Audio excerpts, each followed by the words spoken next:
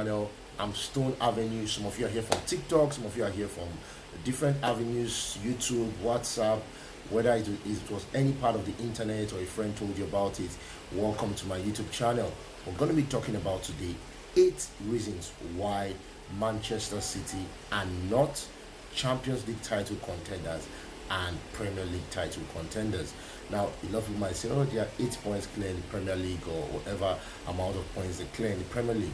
But the truth is this: I'm going to give you these 8 reasons based on research, and you're going to make up your mind at the end of the day of watching this video. So I advise that you watch the video from the beginning to the end before you like, before you comment, or before you do anything.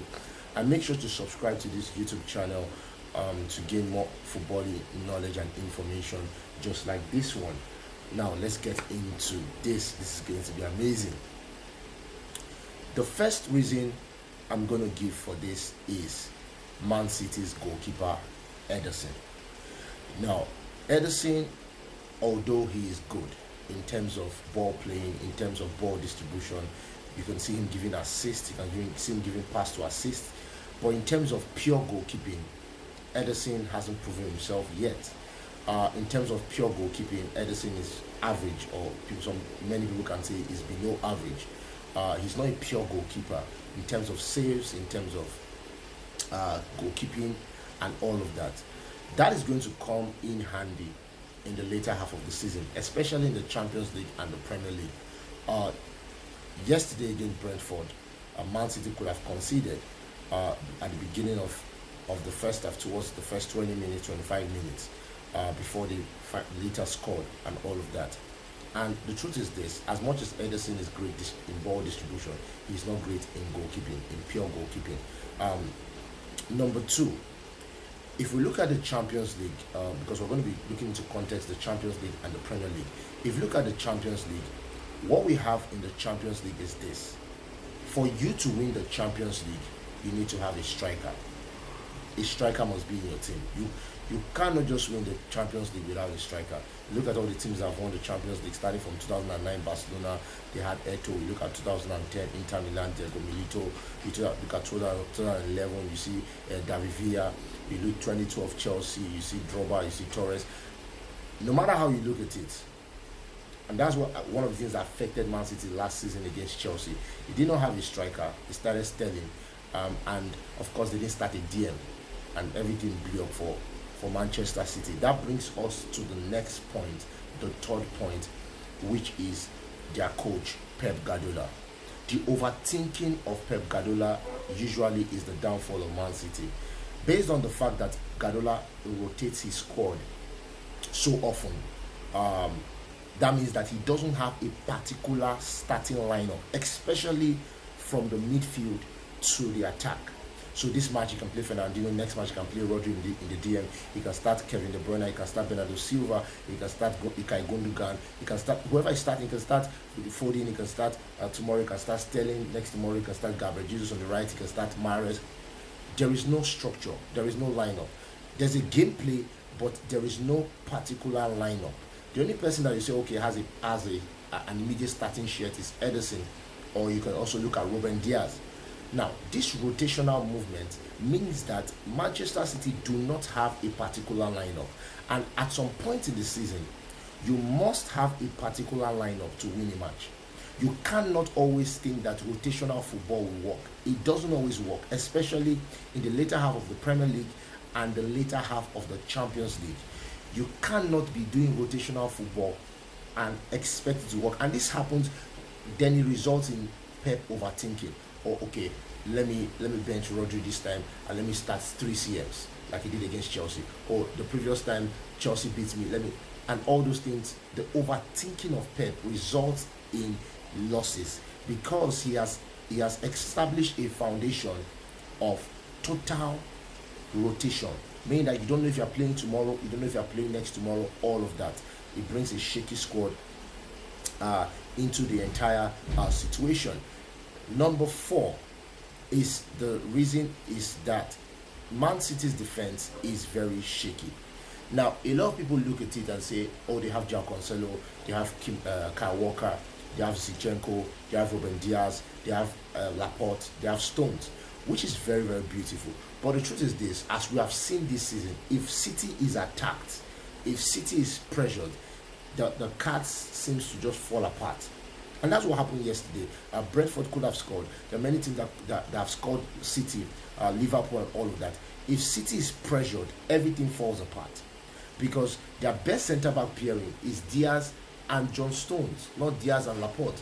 So what happens is that because of Pep's insistence to start Laporte, it results in a lot of shakiness in the defense. Because number one, Laporte makes a lot of tackles that are unnecessary and brings a lot of yellow cards and all of that. And he makes silly mistakes. Laporte makes a lot of silly mistakes. As a result of that, that results in shakiness. Also, the overlapping of João Cancelo, the overlapping of Kyle Walker, before they recover, any team, any serious team can score. So this is very important in the context of how Man City plays and how they are going to progress in the course of the season. Now, also, we have to look at the fact that Pep Guardiola has a history, especially in the Champions League. We don't look at it like that because a lot of people feel like Man City got to Champions League final last season. But you look at the fact that Pep Guardiola was handed a Bayern team in 2013 that just won the treble and was supposed to win the Champions League. They didn't bring him to win the Bundesliga. Bayern had been winning the Bundesliga. They didn't bring him to win the Bundesliga, but he couldn't win the Champions League with a team that had Robert Ribéry, they had Alaba, they had Neuer, they had all those guys, and he also added Robert Lewandowski. Still didn't get to one final with Bayern Munich, as strong as that team was. Came to Manchester City. Manchester City had already won the Premier League. They didn't bring him to win the Premier League. They brought him to win the Champions League. Still did not get to a final. They finally got to a final last season against a Chelsea team that changed their coach midway of the season, and Pep still couldn't beat them after playing them 2 times before the final. Still couldn't beat them in the Champions League final, in the game that mattered the most. Pep has a history of his tactics failing at important times. 2009 against Chelsea, his tactics failed.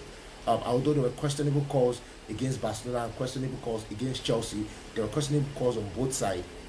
Pep's tactics failed. If that game was scored fairly, Chelsea would have still won the match because they had more penalty calls, maybe like 1 or 2 more.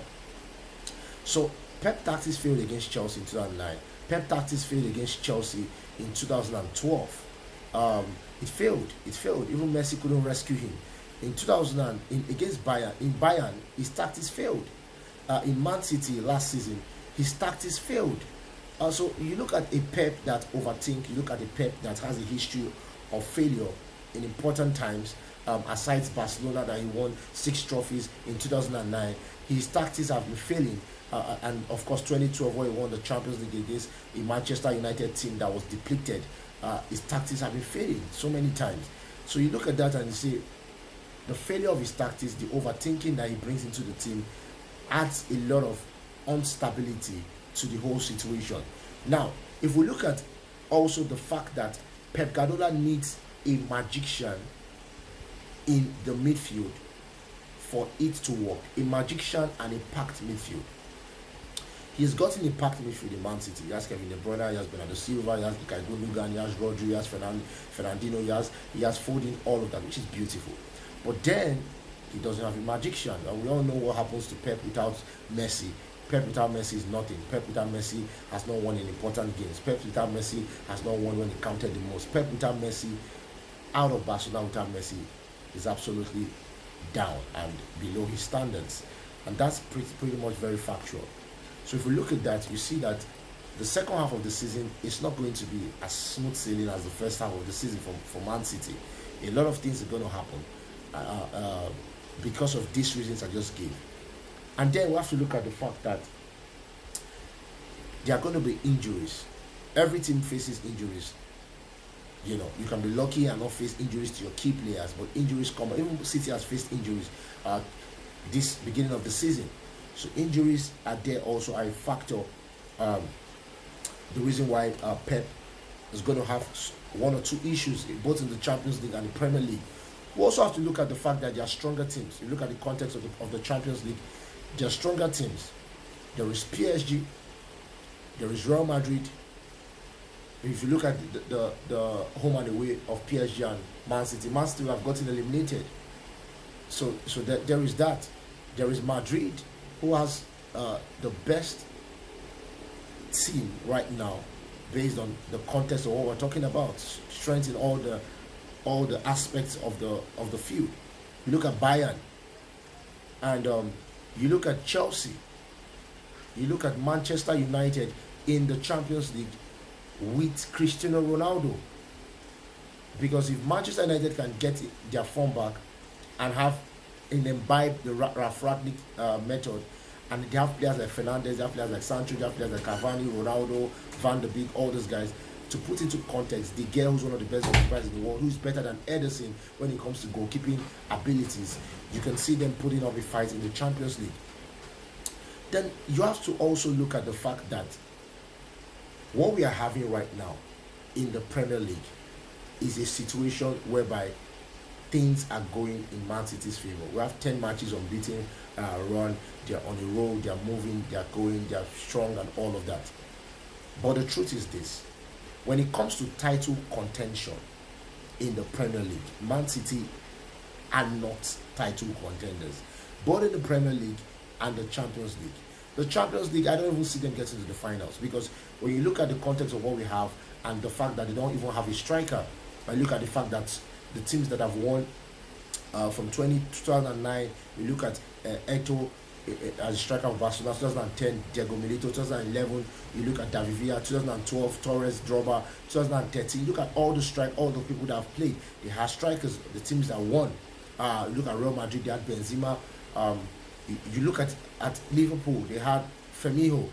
You look at Chelsea, they had Timo Werner, all of that. Now, Pep doesn't have a striker. You can't win the Champions League without a striker. That's obviously he can't.